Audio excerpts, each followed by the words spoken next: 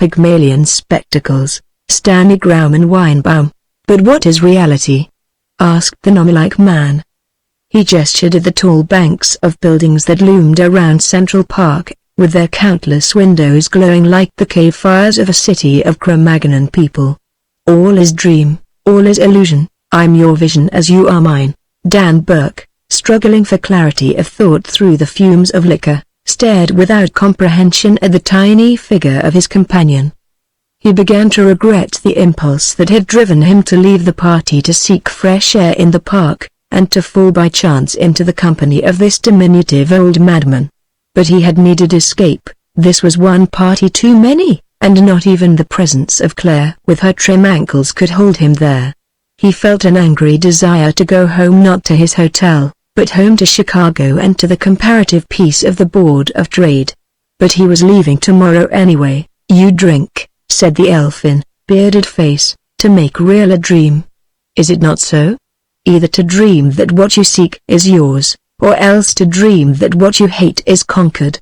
You drink to escape reality, and the irony is that even reality is a dream, cracked. Thought Dan again, or so, concluded the other, says the philosopher Berkeley. Berkeley? Echoed Dan. His head was clearing, memories of a sophomore course in elementary philosophy drifted back. Bishop Berkeley, eh? You know him, then? The philosopher of idealism, no question mark, the one who argues that we do not see, feel, hear, taste the object, but that we have only the sensation of seeing, feeling, hearing, tasting. I sort of recall it, But sensations are mental phenomena. They exist in our minds. How, then, do we know that the objects themselves do not exist only in our minds? He waved again at the light-flecked buildings. You do not see that wall of masonry, you perceive only a sensation, a feeling of sight. The rest you interpret. You see the same thing, retorted Dan. How do you know I do? Even if you knew that what I call red would not be green, could you see through my eyes? Even if you knew that, how do you know that I too am not a dream of yours? Dan laughed. Of course nobody knows anything. You just get what information you can through the windows of your five senses, and then make your guesses. When they're wrong, you pay the penalty. His mind was clear now save for a mild headache. Listen, he said suddenly. You can argue a reality away to an illusion, that's easy. But if your friend Berkeley is right, why can't you take a dream and make it real? If it works one way, it must work the other. The beard waddled, elf bright eyes glittered queerly at him. All artists do that, said the old man softly. Dan felt that something more quivered on the verge of utterance. That's an evasion, he grunted. Anybody can tell the difference between a picture and the real thing, or between a movie and life, but, whispered the other, the realer the better, no? And if one could make a movie very real indeed, what would you say then? Nobody can, though. The eyes glittered strangely again. I can. He whispered. I did. Did what? Made real a dream. The voice turned angry. Fools. I bring it here to sell to Westman, the camera people, and what do they say? It isn't clear. Only one person can use it at a time. It's too expensive. Fools. Fools, huh? Listen. I'm Albert Ludwig, Professor Ludwig. As Dan was silent, he continued, it means nothing to you, eh? But listen, a movie that gives one sight and sound. Suppose now I add taste, smell, even touch, if your interest is taken by the story. Suppose I make it so that you are in the story, you speak to the shadows, and the shadows reply, and instead of being on a screen, the story is all about you, and you are in it. Would that be to make real a dream? How the devil could you do that? How? How? But simply. First my liquid positive, then my magic spectacles. I photograph the story in a liquid with light-sensitive chromates. I build up a complex solution, do you see? I add taste chemically and sound electrically. And when the story is recorded, then I put the solution in my spectacles, my movie projector.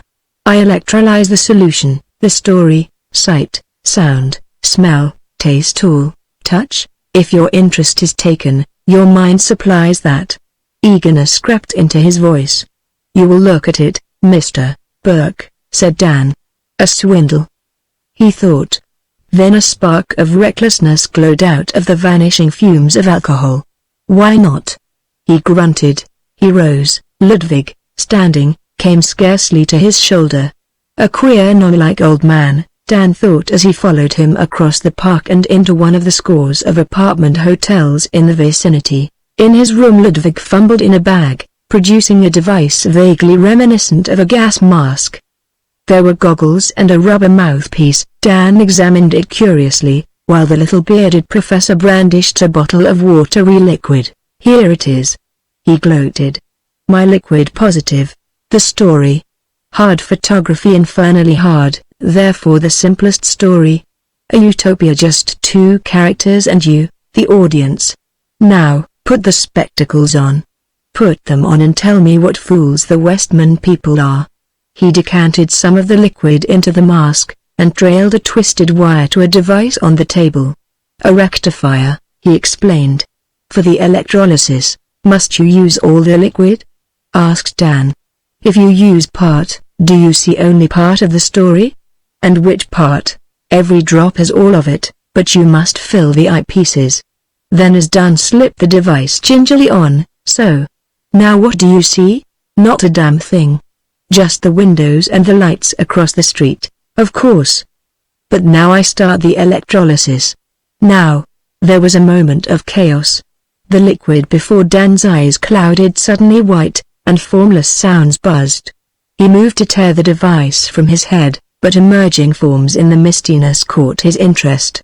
Giant things were writhing there. The scene steadied.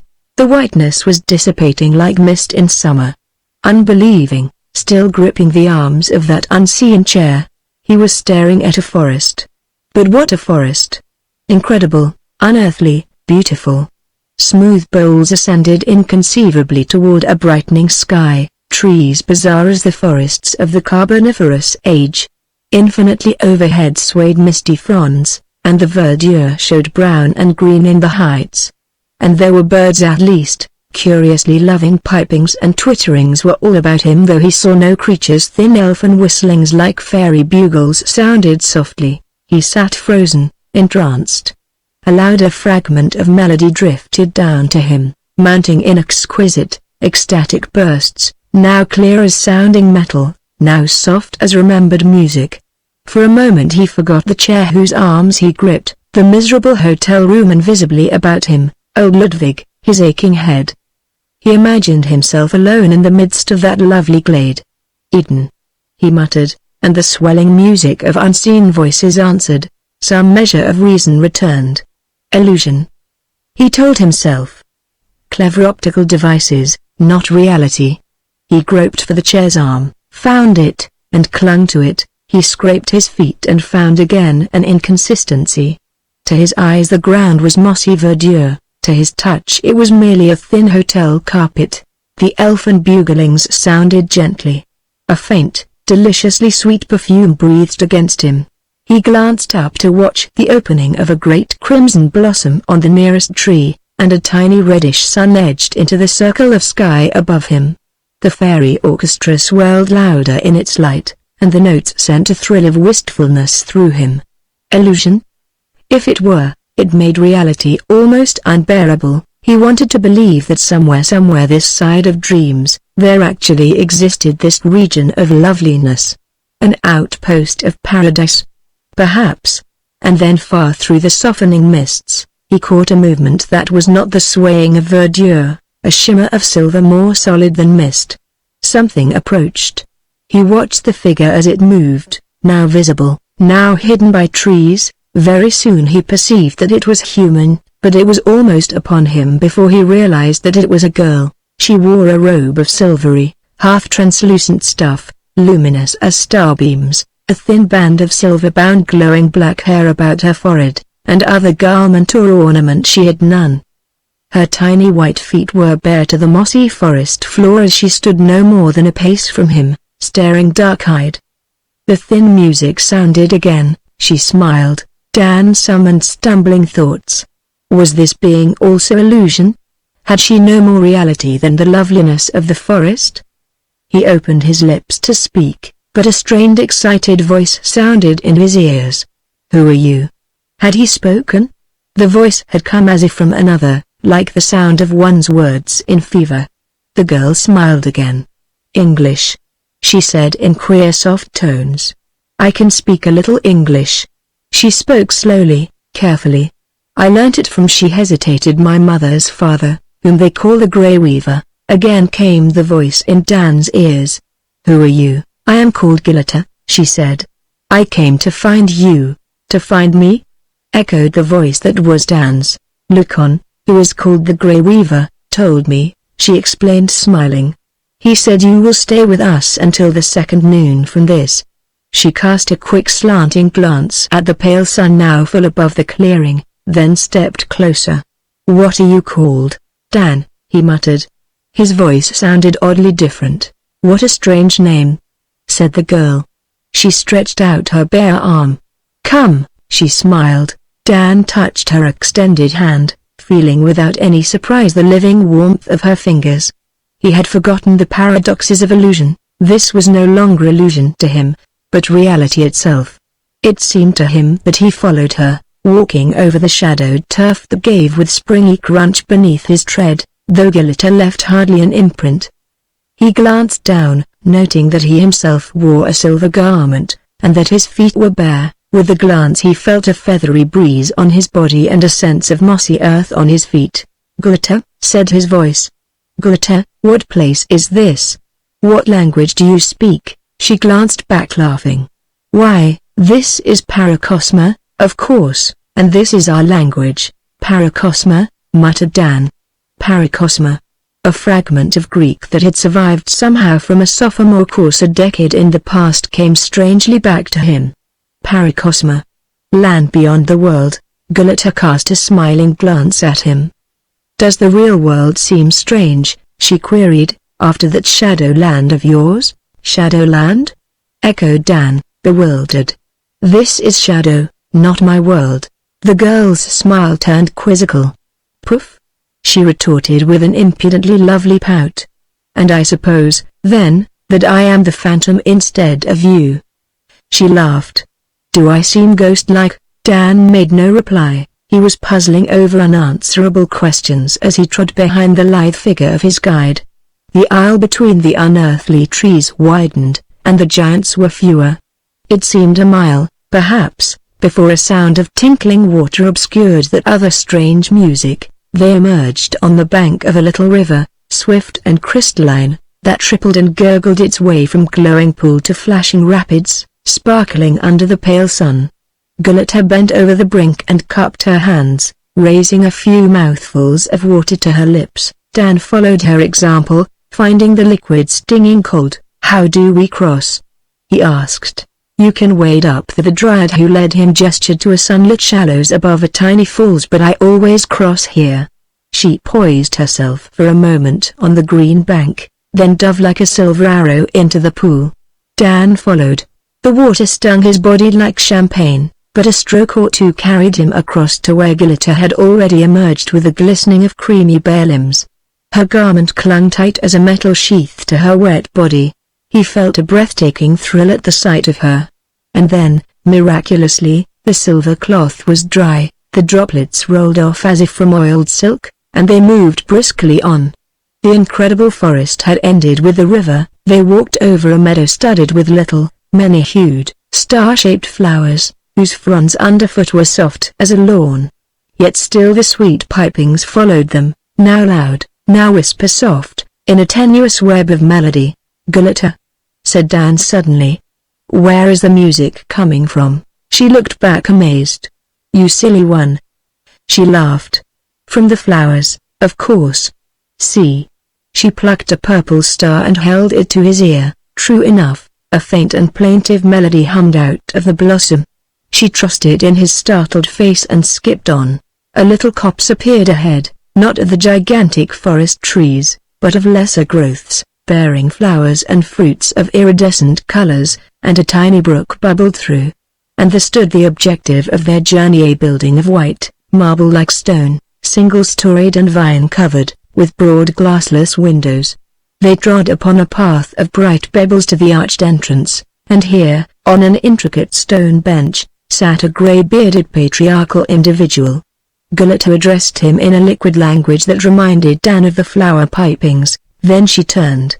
"This is Lucon," she said, as the ancient rose from his seat and spoke in English. "We are happy, Gulliver and I, to welcome you, since visitors are a rare pleasure here, and those from your shadowy country most rare." Dan uttered puzzled words of thanks, and the old man nodded, reseating himself on the carved bench. Gulliver skipped through the arched entrance, and Dan, after an irresolute moment, dropped to the remaining bench. Once more his thoughts were whirling in perplexed turbulence. Was all this indeed but illusion? Was he sitting, in actuality, in a prosaic hotel room, peering through magic spectacles that pictured this world about him, or was he, transported by some miracle, really sitting here in this land of loveliness? He touched the bench, stone, hard and unyielding, met his fingers. "Lucon," said his voice. "How did you know I was coming?" "I was told," said the other. "By whom?" "By no one." "Why, someone must have told you." The Grey Weaver shook his solemn head. "I was just told."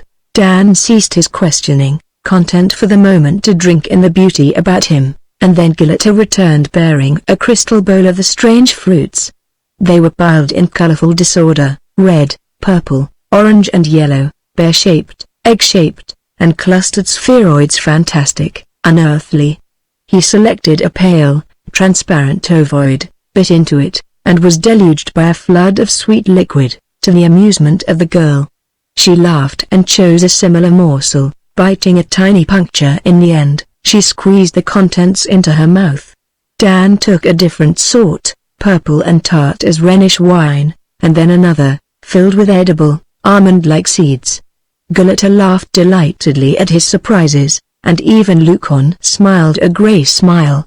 Finally Dan tossed the last husk into the brook beside them, where it danced briskly toward the river. "Gulliver," he said, "do you ever go to a city?" "What cities are in Paracosma?" "Cities? What are cities?" "Places where many people live close together." "Oh," said the girl frowning. "No. There are no cities here." "Then where are the people of Paracosma?" "You must have neighbors." The girl looked puzzled. "A man and a woman live off there," she said, gesturing toward a distant blue range of hills dim on the horizon. "Far away over there. I went there once, but Lucon and I prefer the valley." "But Gulliver," protested Dan. "Are you and Lucon alone in this valley?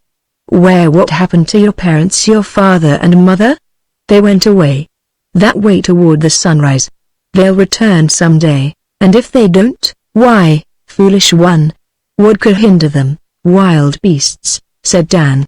"Poisonous insects, disease, flood, storm, lawless people, death." "I never heard those words," said Gulliver. "There are no such things here." She sniffed contemptuously. "Lawless people, not death." "What is death?" Dan paused helplessly. "It's like falling asleep and never waking. It's what happens to everyone at the end of life." "I never heard of such a thing as the end of life," said the girl decidedly. "There isn't such a thing." "What happens, then?" queried Dan desperately. "When one grows old." "Nothing, silly. No one grows old unless he wants to, like Lucon. A person grows to the age he likes best and then stops. It's a law." Dan gathered his chaotic thoughts. He stared into Gulliver's dark, lovely eyes. "Have you stopped yet?" The dark eyes dropped. He was amazed to see a deep, embarrassed flush spread over her cheeks. She looked at Lucon nodding reflectively on his bench, then back to Dan, meeting his gaze. "Not yet," she said. "And when will you, Gulliver?" "When I have had the one child permitted me." You see, she stared down at her dainty toes. "One cannot bear children afterwards." "Permitted? Permitted by whom?" "By law." "Laws? Is everything here governed by laws? What of chance and accidents?" "What are those chance and accidents?" "Things unexpected, things unforeseen." "Nothing is unforeseen," said Gulliver, still soberly. She repeated slowly, "Nothing is unforeseen." He fancied her voice was wistful. Lucon looked up. Enough of this, he said abruptly. He turned to Dan. I know these words of yours: chance, disease, death. They are not for Paracosma. Keep them in your unreal country. Where did you hear them, then? From Gileta's mother, said the Grey Weaver, who had them from your predecessor a phantom who visited here before Gileta was born. Dan had a vision of Ludwig's face. What was he like? Much like you, but his name? The old man's mouth was suddenly grim. We do not speak of him, he said and rose, entering the dwelling in cold silence. He goes to weave, said Gileta after a moment. Her lovely piquant face was still troubled. What does he weave? This. She fingered the silver cloth of her gown. He weaves it out of metal bars on a very clever machine. I do not know the method. Who made the machine? It was here. But Gileta. Who built the house? Who planted these fruit trees? They were here. The house and trees were always here. She lifted her eyes. I told you everything had been foreseen, from the beginning until eternity. Everything. The house and trees and machine were ready for Lucon and my parents and me. There is a place for my child, who will be a girl, and a place for her child, and so on forever. Dan thought a moment. Were you born here? I don't know.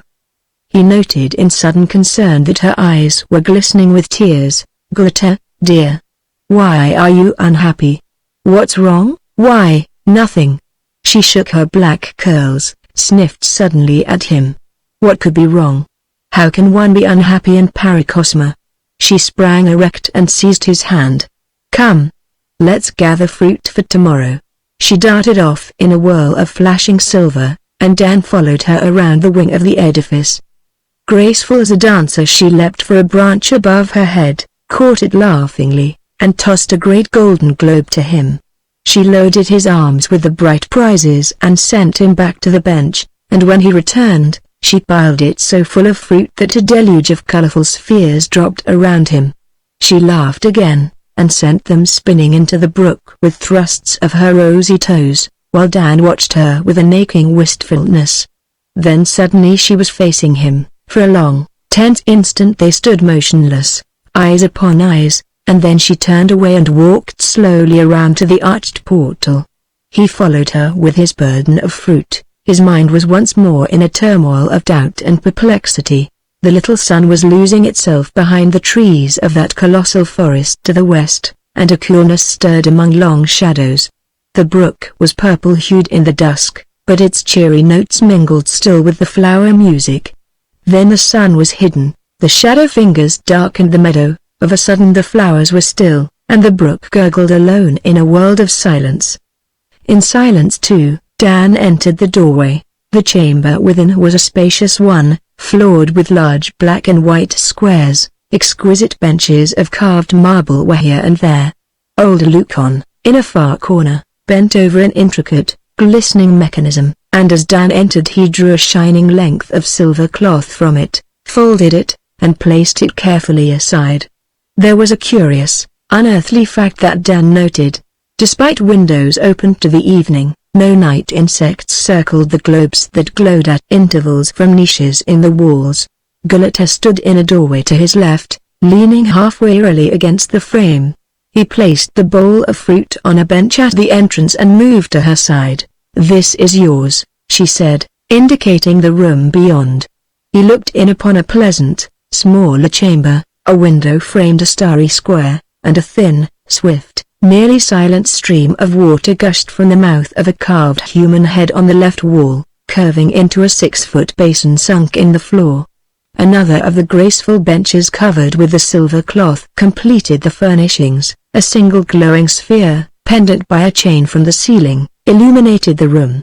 Dan turned to the girl, whose eyes were still unwontedly serious. "This is ideal," he said. "But, Gileta, how am I to turn out the light?" "Turn it out?" she said. "You must cap it so." A faint smile showed again on her lips as she dropped a metal covering over the shining sphere. They stood tense in the darkness. Dan sensed her nearness achingly, and then the light was on once more. She moved toward the door, and there paused, taking his hand. "Dear Shadow," she said softly, "I hope your dreams are music." She was gone. Dan stood irresolute in his chamber. He glanced into the large room where Lucon still bent over his work, and the grey weave raised a hand in a solemn salutation, but said nothing. He felt no urge for the old man's silent company and turned back into his room to prepare for slumber. Gulliver was dancing up the path, eating a strange fruit as rosy as her lips. She was merry again, once more the happy nymph who had greeted him, and she gave him a bright smile as he chose a sweet green ovoid for his breakfast. "Come on," she called. To the river, she skipped away toward the unbelievable forest. Dan followed, marveling that her lithe speed was so easy a match for his stronger muscles.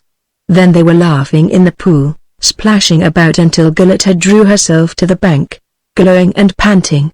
He followed her as she lay relaxed. Strangely, he was neither tired nor breathless, with no sense of exertion. A question recurred to him, as yet unasked.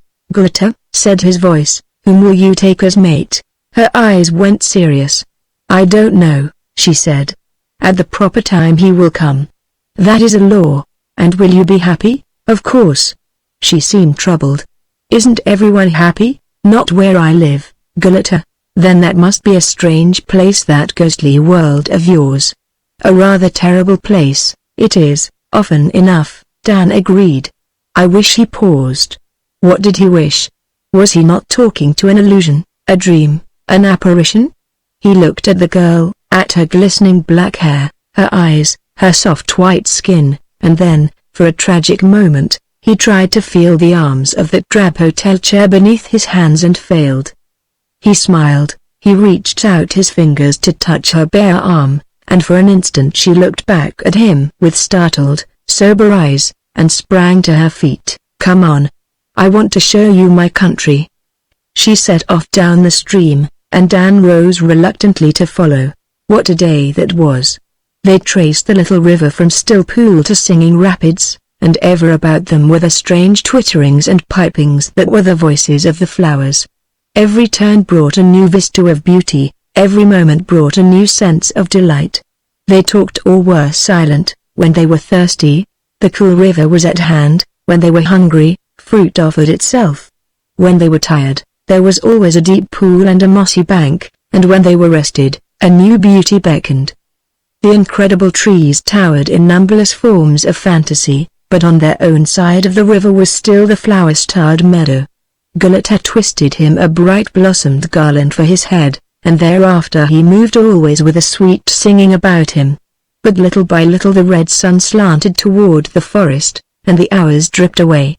It was Dan who pointed it out, and reluctantly they turned homeward. As they returned, Gulliver sang a strange song, plaintive and sweet as the medley of river and flower music. And again her eyes were sad. "What song is that?" he asked. "It is a song sung by another Gulliver," she answered, "who is my mother." She laid her hand on his arm. "I will make it into English for you," she sang.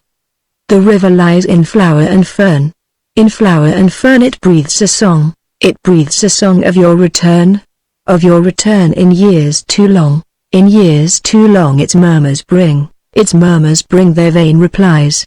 Their vain replies the flowers sing. The flowers sing, the river lies." Her voice quavered on the final notes. There was silence save for the tinkle of water and the flower bugles. Dan said, "Gulliver," and paused. The girl was again sombre-eyed, tearful. He said huskily, "That's a sad song, Gulliver." "Why was your mother sad?" "You said everyone was happy in Paracosma." "She broke a law," replied the girl tonelessly. "It is the inevitable weight to sorrow." She faced him. "She fell in love with a phantom," Gulliver said. "One of your shadowy race, who came and stayed and then had to go back. So when her appointed lover came, it was too late. Do you understand? But she yielded finally to the law, and is forever unhappy, and goes wandering from place to place about the world." She paused. "I shall never break a law," she said defiantly. Dan took her hand. "I would not have you unhappy, Gulliver. I want you always happy." She shook her head. "I am happy," she said, and smiled a tender, wistful smile. They were silent a long time as they trudged the way homeward. The shadows of the forest giants reached out across the river as the sun slipped behind them. For a distance they walked hand in hand, but as they reached the path of pebbly brightness near the house, Gulliver drew away and sped swiftly before him. Dan followed as quickly as he might. When he arrived, Lucon sat on his bench by the portal, and Gulliver had paused on the threshold. She watched his approach with eyes in which he again fancied the glint of tears. "I am very tired," she said, and slipped within. Dan moved to follow, but the old man raised a staying hand. "Friend from the shadows," he said, "will you hear me a moment?" Dan paused, acquiesced, and dropped to the opposite bench. He felt a sense of foreboding. Nothing pleasant awaited him. "There is something to be said," Lucon continued, "and I say it without desire to pain you, if phantoms feel pain. It is this: Gulliver loves you, though I think she has not yet realized it." "I love her too," said Dan. The Grey Weaver stared at him. "I do not understand. Substance, indeed, may love shadow. But how can shadow love substance?" "I love her," insisted Dan. "Then woe to both of you. For this is impossible in Paracosma, it is a confliction with the laws. Gulliver's mate is appointed, perhaps even now approaching." "Laws?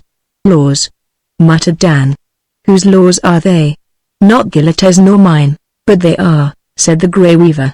"It is not for you nor for me to criticize them, though I yet wonder what power could annul them to permit your presence here. I had no voice in your laws." The old man peered at him in the dusk. "Has anyone, anywhere, a voice in the laws?" he queried. "In my country we have," retorted Dan. "Madness," growled Lucon. "Man-made laws. Of what use are man-made laws with only man-made penalties, or none at all? If you shadows make a law that the wind shall blow only from the east, does the west wind obey it? We do pass such laws," acknowledged Dan bitterly. "They may be stupid, but they're no more unjust than yours." "Ours," said the Grey Weaver, "are the unalterable laws of the world, the laws of nature. Violation is always unhappiness. I have seen it, I have known it in another, in Gulliver's mother, though Gulliver is stronger than she." He paused. "Now," he continued, "I ask only for mercy. Your stay is short, and I ask that you do no more harm than is already done. Be merciful, give her no more to regret." He rose and moved through the archway. When Dan followed a moment later, he was already removing a square of silver from his device in the corner. Dan turned silent and unhappy to his own chamber, where the jet of water tinkled faintly as a distant bell. Again he rose at the glow of dawn, and again Gulliver was before him, meeting him at the door with her bowl of fruit. She deposited her burden, giving him a one little smile of greeting, and stood facing him as if waiting. "Come with me, Gulliver," he said. "Where?" "To the river bank.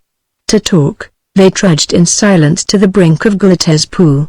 Dan noted a subtle difference in the world about him. Outlines were vague, the thin flower pipings less audible, and the very landscape was queerly unstable, shifting like smoke when he wasn't looking at it directly.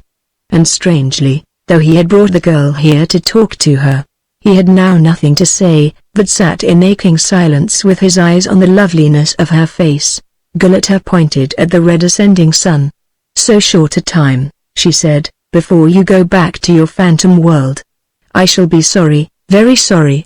She touched his cheek with her fingers. "Dear Shadow, suppose," said Dan huskily, "that I won't go. What if I won't leave here?" His voice grew fiercer. "I'll not go. I'm going to stay." The calm mournfulness of the girl's face checked him. He felt the irony of struggling against the inevitable progress of a dream. She spoke. "Had I the making of the laws, you should stay. But you can't, dear one. You can't." Forgotten now were the words of the Grey Weaver. "I love you, Gulliver," he said. "And are you?" she whispered. "See, dearest Shadow, how I break the same law my mother broke, and am glad to face the sorrow it will bring." She placed her hand tenderly over his. "Lucon is very wise and I am bound to obey him, but this is beyond his wisdom because he let himself grow old." She paused. "He let himself grow old," she repeated slowly. A strange light gleamed in her dark eyes as she turned suddenly to Dan. "Dear one, she said tensely. That thing that happens to the old, that death of yours. What follows it? What follows death? He echoed. Who knows, but her voice was quivering. But one can't simply vanish. There must be an awakening, who knows? Said Dan again. There are those who believe we wake to a happier world, but he shook his head hopelessly. It must be true. Oh, it must be. Gulliver cried. There must be more for you than the mad world you speak of. She leaned very close. Suppose, dear, she said, that when my appointed lover arrives, I send him away. Suppose I bear no child, but let myself grow old, older than Lucon, old until death. Would I join you in your happier world, Gulliver? He cried distractedly. Oh, my dearest, what a terrible thought. More terrible than you know, she whispered, still very close to him. It is more than violation of a law, it is rebellion. Everything is planned, everything was foreseen, except this, and if I bear no child, her place will be left unfilled, and the places of her children, and of their children, and so on until some day the whole great plan of Paracosma fails of whatever its destiny was to be. Her whisper grew very faint and fearful. It is destruction, but I love you more than I fear death. Dan's arms were about her. No, Gulliver. No. Promise me, she murmured. I can promise and then break my promise. She drew his head down, their lips touched, and he felt a fragrance and a taste like honey in her kiss. At least, she breathed. I can give you a name by which to love you. Philometros. Measure of my love, a name? Muttered Dan. A fantastic idea shot through his mind, a way of proving to himself that all this was reality, and not just a page that anyone could read who wore old Ludwig's magic spectacles. If Gulliver would speak his name. Perhaps, he thought daringly, perhaps then he could stay. He thrust her away. Gulliver, he cried. Do you remember my name? She nodded silently, her unhappy eyes on his. Then say it. Say it, dear. She stared at him dumbly, miserably, but made no sound. Say it, Gulliver. He pleaded desperately. My name, dear, just my name. Her mouth moved, she grew pale with effort, and Dan could have sworn that his name trembled on her quivering lips, though no sound came. At last she spoke. I can't, dearest one. Oh, I can't. A law forbids it. She stood suddenly erect, pallid as an ivory carving. Lucon calls, she said, and darted away. Dan followed along the pebbled path, but her speed was beyond his powers. At the portal he found only the Grey Weaver standing cold and stern. He raised his hand as Dan appeared. Your time is short, he said. Go, thinking of the havoc you have done. Where's Gulliver? Gasped Dan. I have sent her away. The old man blocked the entrance. For a moment Dan would have struck him aside, but something withheld him. He stared wildly about the meadow there. A flash of silver beyond the river, at the edge of the forest. He turned and raced toward it, while motionless and cold the Grey Weaver watched him go. Gulliver, he called. Gulliver. He was over the river now, on the forest bank, running through columned vistas that whirled about him like mist. The world had gone cloudy, fine flakes danced like snow before his eyes. Paracosma was dissolving around him. Through the chaos he fancied a glimpse of the girl, but closer approach left him still voicing his hopeless cry of Gulliver. After an endless time, he paused. Something familiar about the spot struck him, and just as the red sun edged above him, he recognized the place, the very point at which he had entered Paracosma. A sense of futility overwhelmed him as for a moment he gazed at an unbelievable apparition. A dark window hung in midair before him, through which glowed rows of electric lights. Ludwig's window. It vanished. But the trees writhed and the sky darkened, and he swayed dizzily in turmoil. He realized suddenly that he was no longer standing, but sitting in the midst of the crazy glade, and his hands clutched something smooth and hard, the arms of that miserable hotel chair. Then at last he saw her, close before him, Gulliver, with sorrow-stricken features, her tear-filled eyes on his. He made a terrific effort to rise, stood erect, and fell sprawling in a blaze of coruscating lights. He struggled to his knees. Walls Ludwig's room encompassed him. He must have slipped from the chair.